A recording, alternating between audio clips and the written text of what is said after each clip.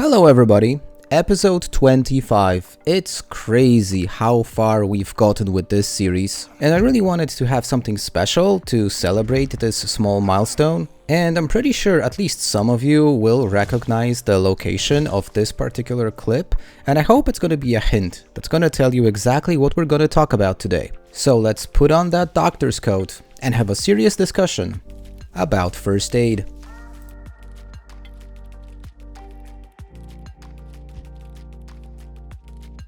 Now, I'm pretty sure I'm not the only Project Zomboid player that has a very negligible approach towards first aid, because let's face it, we tend to get hurt and we tend to just fix our wounds and carry on, and do we really even care what first aid does and how the skill works?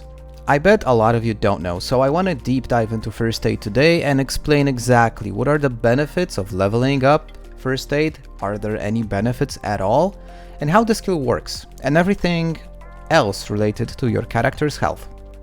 So let's begin by setting the ground rules. First aid is a skill used to treat players' injuries. As the skill level increases, the player will perform medical interactions faster. It will make bandages and poultices last longer, it will make splints more effective and heal your fractures faster. What it won't do, however, is have any impact on the speed at which your wounds will heal. You see, this is a common misconception. First aid does not make wounds such as scratches or lacerations heal faster. What it will do is it will make your fractures heal faster and have your bandages last longer, but for all the common wounds that we get, scratches, lacerations, deep wounds, it really doesn't matter if we treat them at level 1 or at level 8, they're gonna heal exactly the same way, so don't bother. There are several occupations or traits that you can pick up upon your character's creation that will have a positive effect on your first aid skill. Those being, surprise, surprise, either the doctor or the nurse role, as well as the former scout and the first aider traits. These have bonuses to first aid. There is also one trait which actually has a negative effect on you if you pick it. And that trait is fear of blood. You see, when you perform treatments while having this trait, your character will simply panic. Before we deep dive into different types of wounds, the differences between them, how they impact your character's health, we gotta start with the very basic thing, and that is every single first aid treatment requires some sort of first aid equipment. Knox County is full of places where you can find decent amounts of first aid supplies, pharmacies, doctors' offices, there's even a hospital, and those tend to have large quantities of bandages, disinfectants, different types of pills. This example right here, this is Cortman Medical in Muldrow. Now, oddly enough, when I was making this video, Cortman Medical was actually almost empty and I found very little first aid supplies, which is rather unusual because normally you would expect these types of places to be full of first aid supplies. So if for some reason you end up in this situation and you find a doctor's office that has no meds inside, there is a better alternative solution, and that is ambulances. These are scattered all over the map and you're bound to find them sooner or later, and they are an absolute treasure chest when it comes to medical supplies. Make sure to check the back, check inside. They usually have trauma bags inside, and those trauma bags are most often full of various different medical equipment, just like this example. And the trauma bag itself, it's actually a really cool and immersive way to carry most of your meds. I do it very often myself. That is until I have a separate room inside of my permanent base where I store all the meds. Until I have that, I usually keep everything inside one trauma bag. And as you can see, looting this one single ambulance got me so many medical supplies that it will probably last for months. Okay, so now that we are stocked up on meds, let's talk about wounds. What types of wounds can we get while exploring Knox County? Now, there are different types of wounds, with the most common ones being the scratch or the laceration. Now, the treatment of those wounds is fairly simple. Disinfect and apply bandage, wait for the wound to heal. Now, it's important to understand that if those wounds are zombie inflicted and you are playing with default settings, each of these wounds has a chance of contracting Knox. You can turn that off in the sandbox settings of the game by setting the transmission to saliva only. This way, the only way to catch knocks is by being bitten. Okay, but what about differences between bandages, adhesive bandages, or simply using a piece of cloth to cover up your wounds? Are there any differences? Do any of these impact how fast the wound would heal? Now that's a question I was asked when I announced I will be making this video, and I think this table will be very useful to understand these differences. As you can see, all of them have exactly the same recovery rates, and the only difference is how fast each type of a bandage will get dirty and will potentially cause infection. Now, if you ask me, this is definitely something that requires a massive rework, but I will be sharing some of my thoughts about first aid at the very end of the video. Okay, deep wounds. Now, the deep wound is a slightly more complex injury. First, you need to remove the foreign body that gotten into your wound. That could be shards of glass, the most common ones, but it could also be a bullet. Removing foreign objects from your wounds is possible using hands only, but this will have a significant pain effect on your character, so it's best to use medical equipment for that. Once the foreign object is removed from your wound, the wound would still require stitching. And stitching can be done with both the proper medical equipment designed for this purpose, but actually a simple needle and a thread is also something that works and can be used to stitch up your wounds. And obviously at the very end you need to put a bandage on top because you want to protect the stitches and you want to protect the wound. Moving on to bites.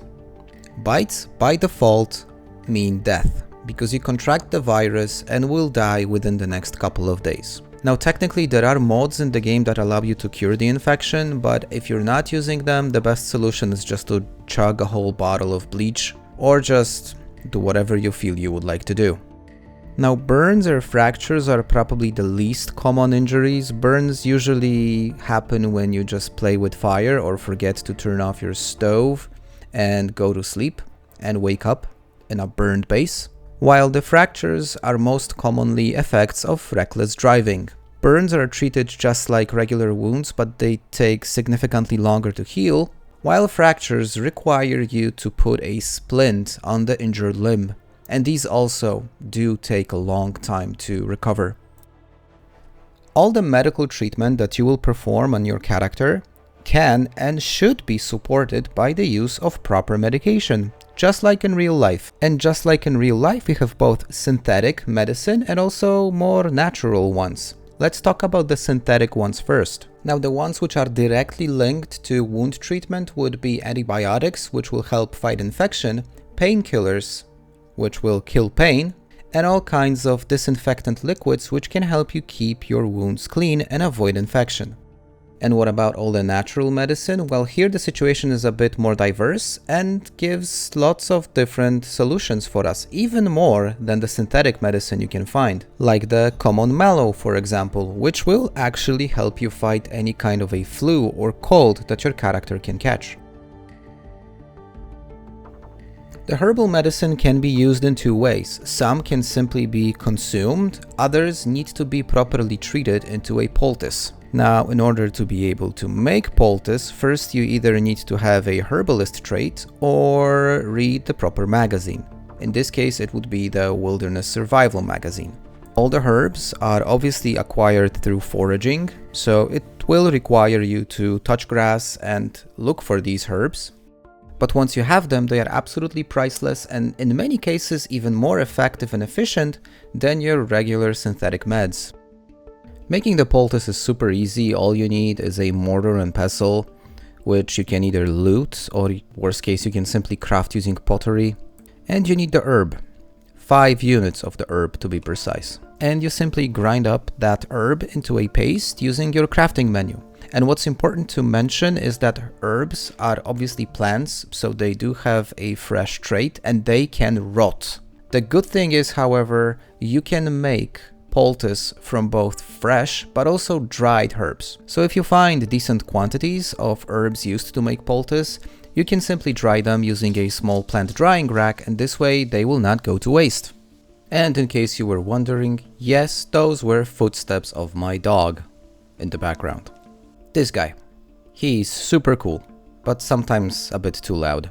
He would definitely attract a lot of zombies.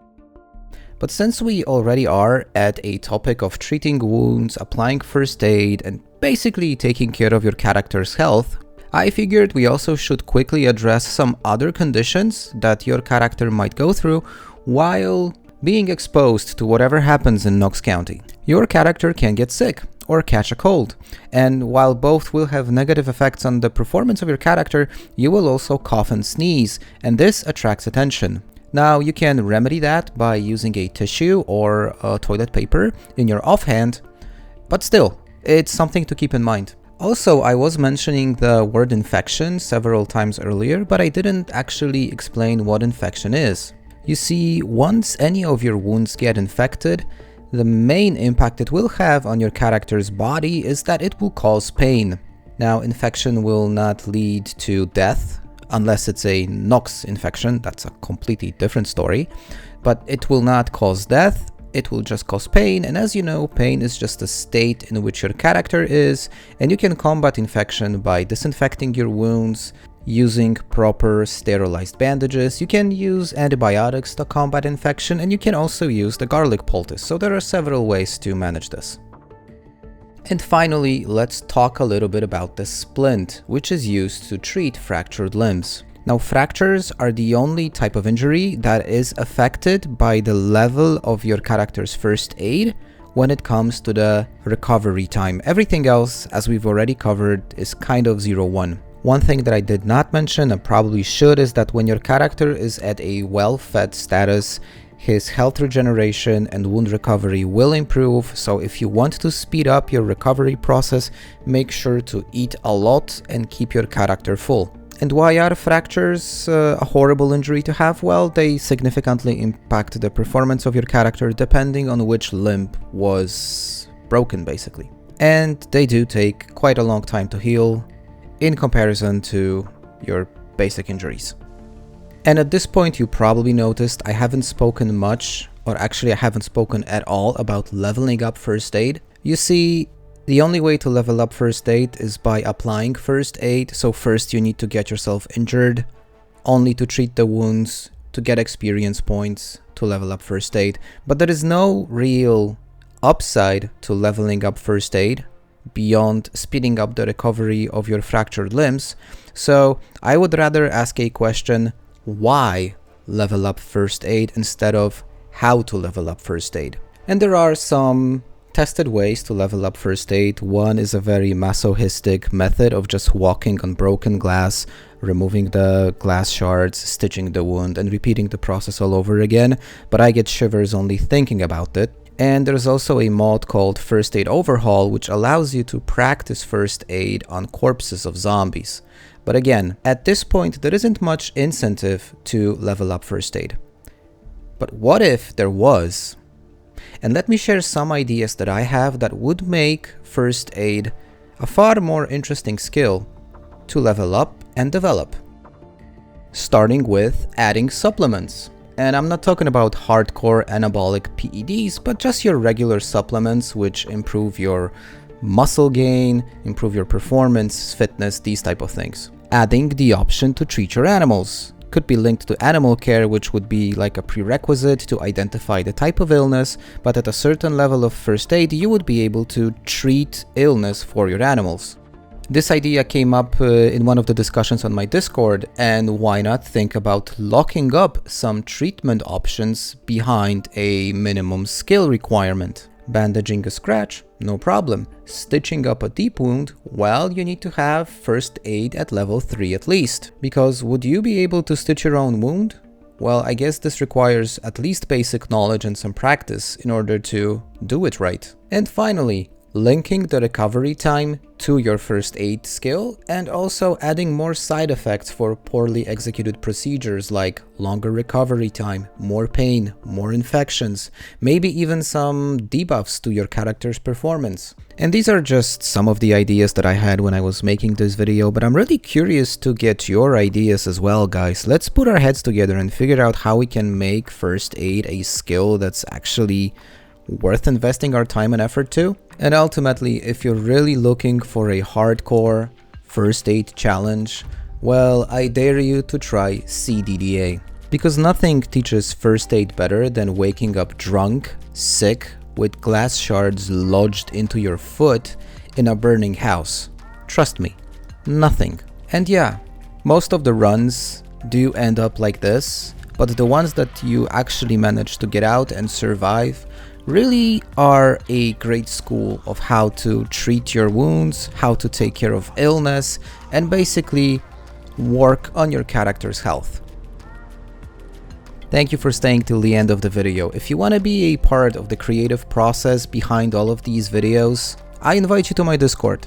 It's a place where we talk about episodes, we crunch ideas, and just generally hang out and have a good time.